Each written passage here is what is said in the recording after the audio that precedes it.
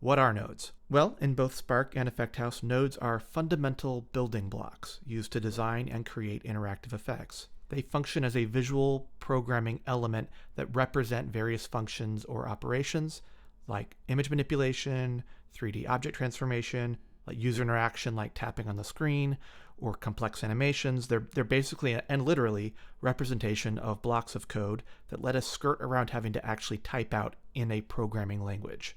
Nodes can be connected to each other in a node graph, which is a visual representation of the effects processing pipeline. And by connecting nodes in a specific order, you create your effects.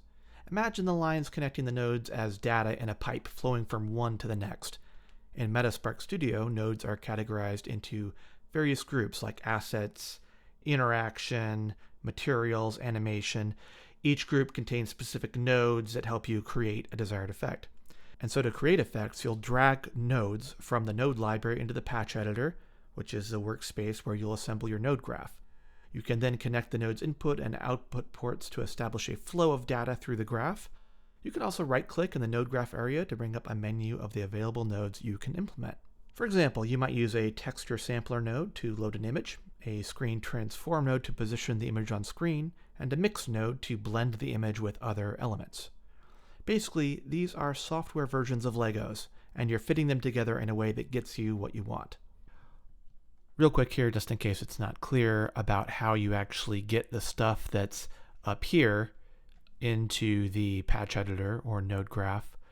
There are a couple of ways to do it, and I'll show you a few here. For textures like this hairball, you could click and drag it over.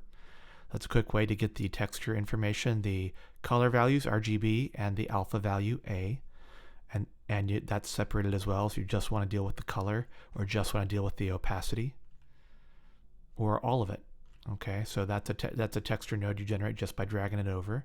If you have an object up here, let's say I want something to happen when someone taps this rectangle on the screen, something should happen. So I need some kind of interactivity or interaction with the rectangle. If I select it and come over here, we already have some options here.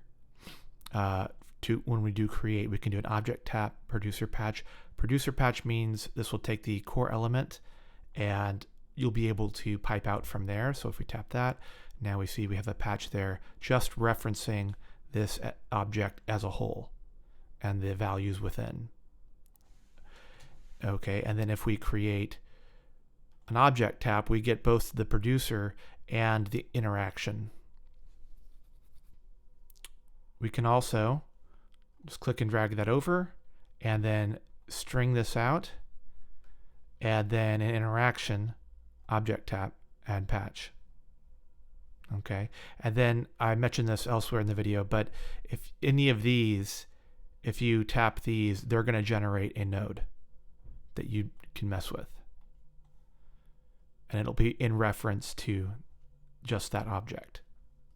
And that's how you do it in Meta. So I know I showed some stuff there that's a little ahead of what you might want to pay attention to if you're brand new to the software, but I just wanted to explain that concept because it's very important. It's how we'll get everything actually done, and it is transferable as a concept between both of these platforms. So in the next video, we'll actually start going over the interface.